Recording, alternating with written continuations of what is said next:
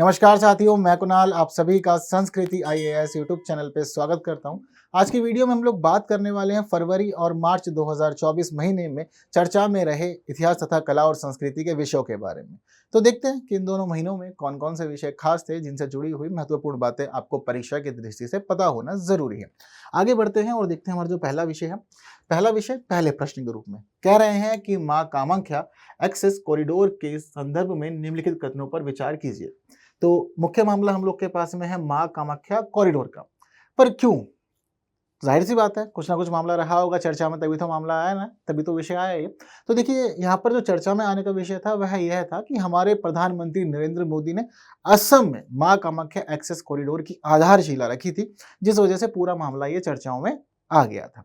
अब इससे जुड़ी हुई 3 स्टेटमेंट है हमारे पास में। कह रहे हैं कि इसे प्रधानमंत्री पूर्वोत्तर क्षेत्र के लिए विकास पहल, जिसको पीएम डिवाइन योजना कहा जाता है, उसके तहत मंजूरी दी गई है। इसे काशी और महाकाल कॉरिडोर की तर्ज पर डिजाइन किया गया है। इसका मुख्य उद्देश्य क्षेत्र में पर्यटन को बढ़ावा देना है। 3 स्टेटमेंट हो गए, लेकिन इन तीनों स्टेटमेंट्स को समझने जानने के लिए जरूरी है कि हमें इससे जुड़ी खास बातें पता हो, तभी तो हम चीजें जान समझ पाएंगे ना। सबसे पहले देखो, इन्होंने एक कॉरिडोर बनाया है। कॉरिडोर क्यों बना रहे हैं? मंदिर है, बहुत अधिक फेमस है, प्रसिद्ध है, लोगों की बहुत सारी मान्यताएं श्रद्धा जुड़ी हुई है इससे। तो इस कॉरिडोर को बनाने का जो मुख्य उद्देश्य है सरकार का, वो यही है कि श्रद्धालुओं को आने जाने में परेशानी जो है वह ना हो, मतलब उनका जो मार्ग है वह सुगम हो जाए, उनके लिए सुविधाएं उपलब्ध रहे। इतना ही नहीं, जब चीजें व्यवस्थित हो जाती हैं, अच्छी हो जाती है, तो इसकी वजह से क्षेत्र में पर्यटन को भी बढ़ावा मिलता है। तो सरकार के यही खास उद्देश्य है, इस वजह से पूरे के पूरे इस कार्यक्रम को शुरू किया है उन्होंने। हालांकि एक बात आप ध्यान रखिएगा कि इसको पीएम डिवाइन योजना के तहत ही मंजूरी दी गई है, यानी कि हमारा पहला स्टेटमेंट सही है। दूसरी बात ये कि हमारे देश में पहले ही जो अन्य प्रसिद्ध और बड़े बड़े मंदिर हैं, जैसे कि हम जानते हैं कि उज्जैन का महाकालेश्वर मंदिर, इसके अलावा काशी, तो यहाँ पर भी कॉरिडोर को तैयार किया गया। तो चीज़ों को काफ़ी ज़्यादा पॉजिटिव देखा गया इन क्षेत्रों में। तो सरकार ने सोचा अब चीज़ें पॉजिटिव हो रही है तो माँ कामाख्या मंदिर के लिए भी ऐसा ही काम किया जाए। तो यहाँ भी कॉरिडोर तैयार किया जा रहा है। तो यानी कि किसकी तर्ज पर? काशी और महाकाल कॉरिडोर की तर्ज पर ही इसको डिजाइन किया गया है। इसका मुख्य उद्देश्य क्षेत्र में पर्यटन को बढ़ावा देना है, जैसे कि आप लोग को मैंने पहले ही ये क्लियर भी कर दिया था। क्या पता लग रहा है देख करके कि तीनों के तीनों स्टेटमेंट जो है यहाँ पर हमारे सही हो जा रहे हैं। तो तीनों स्टेटमेंट सही होंगे तो प्रश्न का उत्तर सी हो जाएगा। मामला क्लियर है इतना, और कुछ तो नहीं होना। माँ कामाख्या मंदिर जो है वह जनरली परीक्षाओं में पूछा भी जाता है, तो जरूरी है कुछ खास बातें आपको पता हो। जैसे आपको पता होना चाहिए कि जो यहाँ की देवी है वो उनको माँ कामाख्या या कामेश्वरी के रूप में जाना जाता है। यह जो मंदिर है ये हमारे देश के अंदर स्थापित सभी शक्तिपीठों में से एक माना जाता है। माँ कामाख्या मंदिर की अगर हम लोग बात करें तो मातृत्व शक्ति और इच्छा की देवी के रूप में भी इनको जाना जाता है। यह जो मंदिर है ये असम के गुवाहाटी में नीलांचल पहाड़ियों पर स्थित है, और यहाँ से एक नदी भी बहती है जिसको हम लोग ब्रह्मपुत्र नदी के रूप में जानते हैं।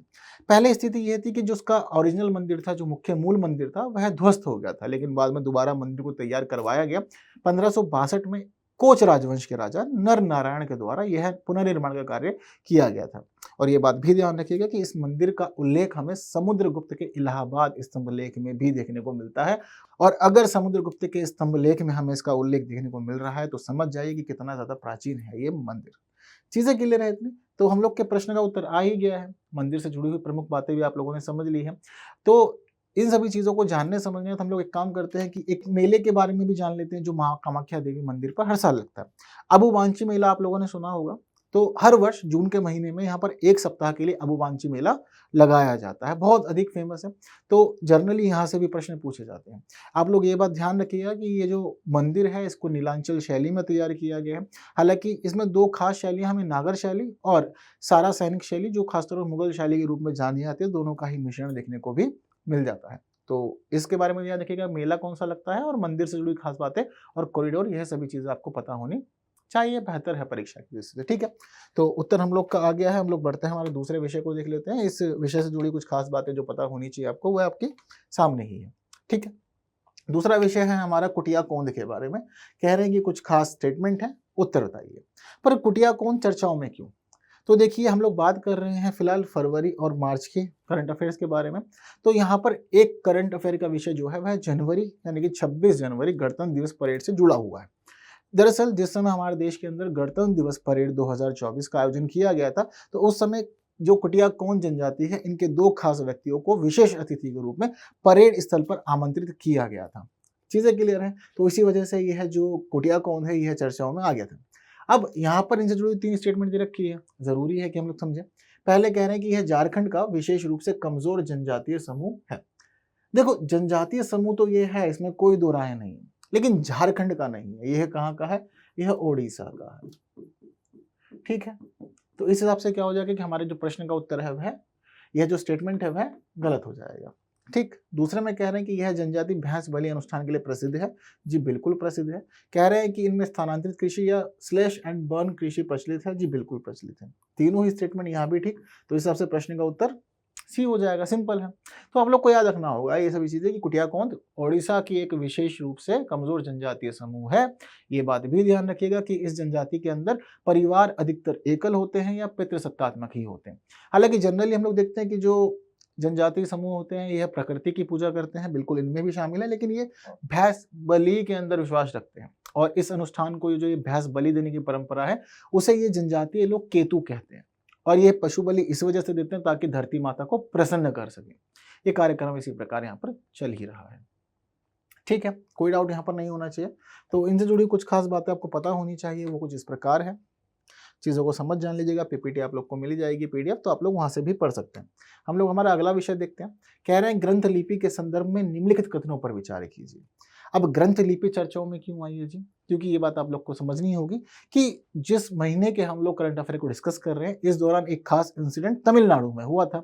और तमिलनाडु में एक जगह है कंगायम, उसके पास 11वीं सदी के ग्रंथम अभिलेख और 16वीं सदी के तमिल अभिलेखों की खोज की गई थी। तो ये जो ग्रंथम अभिलेख है इसी के अंदर हम देख रहे हैं कि ग्रंथ लिपि को देखने को मिला है। तो उसी से जुड़े हुए 3 स्टेटमेंट हमारे पास में। तो 3 स्टेटमेंट में कह रहे हैं इसकी उत्पत्ति पल्लव शासक महेंद्र वर्मन के अभिलेखों से मानी जाती है। तमिलनाडु में प्राकृत और संस्कृत भाषाओं को इसी लिपि में लिखा जाता है। इसी में मतलब इसी लिपि में लिखा जाता है। इस लिपि में तंजावुर के चोलों के अभिलेख भी प्राप्त हुए हैं। अब 3 स्टेटमेंट है, क्या क्या समझा जाए। तो देखिए ये बात ध्यान रखिएगा कि ग्रंथ एक खास लिपि है जिसकी उत्पत्ति के बारे में यही माना जाता है कि पल्लव शासक महेंद्र वर्मन के अभिलेखों से इसकी उत्पत्ति हुई थी। तो पहला स्टेटमेंट हमारा सही हो जाएगा।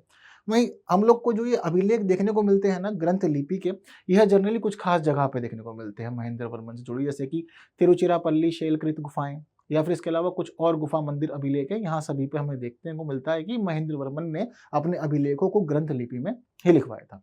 तमिलनाडु में एक खास प्रथा यह भी है कि यहाँ पर प्राकृत और संस्कृत भाषाओं को इसी लिपि में ही लिखा जाता है। तो दूसरा स्टेटमेंट भी सही हो जाएगा। तो ये सभी चीज़ आपको पता होनी चाहिए। इसके अलावा कुछ और अभिलेख भी हैं जो जनरली मिले हैं हमें ग्रंथ लिपि में, जैसे कि नरसिंह वर्मन के मामल्यपुरम और कांची कैलाशनाथ मंदिर के अभिलेख, पांड्य वंश के शासक नैदुनजादेयन के अनेमलाई अभिलेख, इसके अलावा तंजावुर के चोलों के अभिलेख। तो यह सभी चीज़ें भी हम लोग को देखने को मिलती है कि अलग अलग अभिलेख इस लिपि में देखने को है। तो तीसरा स्टेटमेंट हमारा सही हो जाएगा क्योंकि तंजावुर के चोलों के अभिलेख भी इसी लिपि में मिले हैं। तो तीनों स्टेटमेंट सही। तो फिर एक बार प्रश्न का उत्तर सी ही हो जाएगा। कुछ यहाँ परेशान होने वाली बात हम लोग के लिए और है नहीं है। ठीक, चीजें क्लियर। तो इससे जुड़ी खास बातों में जो आपको पता होनी चाहिए वह कुछ इस प्रकार है। हम लोग आगे बढ़ते हैं, हमारा अगला प्रश्न देखते हैं। कह रहे हैं भोजेश्वर महादेव मंदिर के संदर्भ में निम्नलिखित कथनों पर विचार कीजिए। 3 कथन है। कह रहे हैं कि इनका निर्माण 11वीं शताब्दी में राजा भोज के शासनकाल में कराया गया था। यह मंदिर भूमिजा शैली में निर्मित है और यह उत्तर प्रदेश के वाराणसी में स्थित है। चर्चाओं में क्यों आया है मामला? तो आपको याद रखना होगा कि दरअसल मध्य प्रदेश के 6 सांस्कृतिक धरोहर स्थलों को यूनेस्को की अस्थायी सूची में शामिल किया गया था। अस्थायी सूची में इसलिए शामिल किया जाता है ताकि आप जब मुख्य सूची में शामिल हो सके। पहले प्रक्रिया यहीं से शुरू होती है, कुछ समय अस्थायी सूची में रखते हैं, बाद में इसको स्थायी सूची में डाल देता है। तो जो 6 सांस्कृतिक स्थल शामिल हुए हैं उनमें एक भोजेश्वर महादेव मंदिर का नाम भी शामिल है, ये आपको समझना होगा। तो इसी क्रम में क्या है कि अगर हम लोग सबसे पहले बात करें भोजेश्वर महादेव मंदिर की, तो आपको पता होना चाहिए कि महादेव मंदिर है तो यानी कि भगवान शिव का मंदिर है। इसका निर्माण जो है यह 11वीं शताब्दी में राजा भोज के शासनकाल में ही कराया गया था। बात बिल्कुल ठीक है। यह मंदिर भूमिजा शैली में ही बना हुआ है, यह बात भी ठीक है। कह रहे हैं कि यह उत्तर प्रदेश के वाराणसी में स्थित है। तो यह जो तीसरा स्टेटमेंट है यह यहाँ पर गलत हो जाएगा। क्यों गलत हो जाएगा? क्योंकि आपको मैंने अभी क्या बताया कि मध्य प्रदेश के 6 सांस्कृतिक स्थलों को सूची में शामिल किया गया है। तो हम बात कर रहे हैं उत्तर प्रदेश की, तो इस वजह से स्टेटमेंट जो है वह गलत हो जाएगा। और स्टेटमेंट गलत हो जाएगा तो यानी कि सिर्फ 2 स्टेटमेंट सही हैं और प्रश्न का उत्तर हो जाएगा यहाँ पर बी। चीजें क्लियर है आपको? तो यहाँ पर यह भी ध्यान रखिएगा जो भूमिजा शैली है यह शैली परमार वंश के दौरान इसका विकास हुआ था। ठीक है। इसके अलावा ये तो हुआ एक सांस्कृतिक स्थल, 5 और बच रहे हैं तो उनको भी समझते हैं। जैसे कि सबसे पहले हम लोग बात करते हैं ग्वालियर के किले की। ग्वालियर का किला जो है उसको भी यहाँ स्थान दिया गया, तो इसको राजा सूर्यसेन ने 8वीं शताब्दी ईस्वी में तैयार करवाया था। इस किले के अंदर कुछ खास मंदिर देखने को मिलते हैं, मान मंदिर महल, गुजरी महल, या इसके अलावा सास बहू मंदिर आदि, यह सब कुछ देखने को मिलता है। तो ग्वालियर का किला बहुत खास है, बहुत अच्छा भी बना हुआ है। इसके अलावा खूनी भंडारा बुरहानपुर का बहुत अधिक यहाँ पर चर्चाओं में रहता है, जनरली महत्वपूर्ण केंद्र माना जाता है संस्कृति का, इसको भी शामिल किया गया। यह एक प्रकार की भूमिगत जल प्रबंधन प्रणाली है जिसको जहांगीर के शासनकाल में अब्दुल रहीम खान खाना के द्वारा तैयार करवाया गया था, और इसको तैयार करवाया गया है फारसी कनात प्रणाली के आधार पर। ठीक है। वहीं हम लोग बात करें चौथे स्थल की, तो चंबल घाटी के शैल चित्रकला स्थल है। यहाँ पर हमें जनरली विंध्य, सतपुड़ा, कैमूर पर्वतमाला के पहाड़ी क्षेत्रों में उत्कीर्ण शैल चित्रकलाएं देखने को मिल जाती हैं।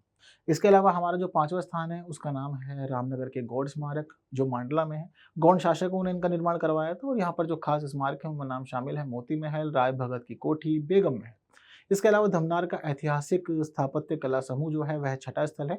एक प्रकार के रॉक कट गुफाएं स्थल हैं ये, और जनरली यहाँ पर हमें जो गुफाएं देखने को मिलती हैं उनमें 51 एकाश्म बौद्ध गुफाएं, जिनका निर्माण 5वीं से 7वीं शताब्दी ईस्वी में हुआ था, और हिंदू मंदिर परिसर जिनका निर्माण धर्मराजेश्वर के द्वारा किया गया था, उसको धर्मराजेश्वर मंदिर के रूप में भी जाना जाता है।